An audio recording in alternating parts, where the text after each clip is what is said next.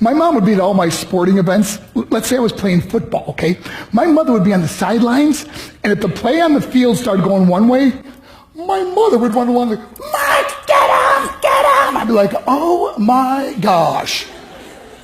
I'd get in the huddle with the other guys, they go, Mark, is that your mother? I go, no, I never saw her before in my life. See, the greatest gift my mother ever gave me, she believed in me.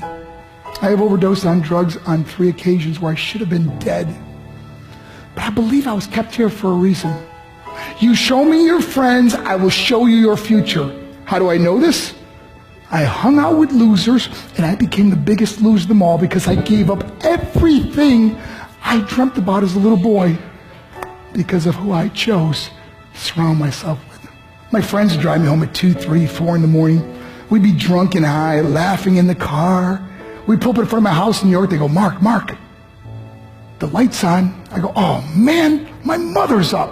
See, my mom wouldn't go to bed until she knew her son was still alive. I'd walk in, she'd say, hi Mark, how was your night? I go, it was good, Mom, I'm just gonna go to bed. She goes, can I talk to you for a minute? I go, Mom, I'm tired, I'm just gonna go to bed. She goes, Mark, I haven't seen you all day and all night. Can I please talk to you? I said, man, just leave me alone. You bug me. I'd slam my bedroom door on the one person who believed in me.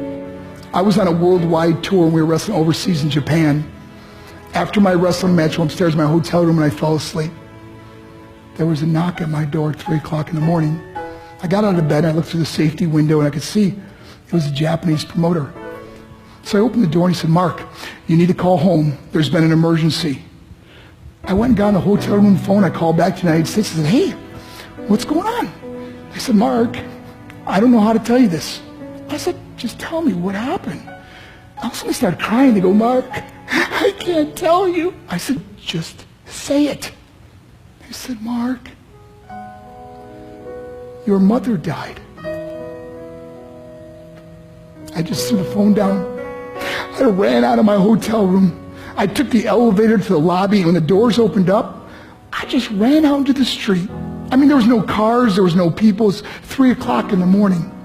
And I walked down the middle of a street in Hiroshima, Japan, and I remember looking up and just saying, Mom, I am so sorry. I flew home for her funeral, and I was so nervous to walk up to her casket, so I just stood way in the back. And I kept looking from a distance. I kept thinking to myself, Mom, please wake up.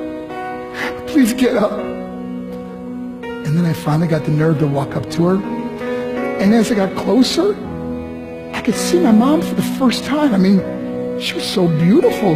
She was dressed in white. I mean, she looked like an angel. And I just stood over her and I said, Mom, you are my hero. Everything I am, everything I hope to be was because of you. You loved me so much. You gave me a life. You're the only one that ever believed in me. How did I repay her? By getting drunk, by getting high, by getting stupid, by hanging out with losers? For what? All she ever wanted to do was talk to me. I wish I could talk to you now, Mom. I wish you could see what I'm doing. Why couldn't I have been a better son? We are defined by our choices. But if you surround yourself with people involved in drugs and alcohol and pills, it's a dead end. I'm not here to preach to you. I'm here to tell you I lived that life. It leads to broken hearts, broken relationships, broken dreams, and death. For what? To get high? If you have a mother or a father, when you go home, tell them how much you love them. See, my whole life was about being rich and famous. I had to be a millionaire. I had to win the race. I had to win the race at the expense of my marriage, my family, my friends. For what? To be all alone in the world? I learned what is truly important, and that is how precious this gift of life is, and our families, and how quickly it can be taken away. See, I no longer live in time. I live in moments. See, it's not what's in your pocket that matters.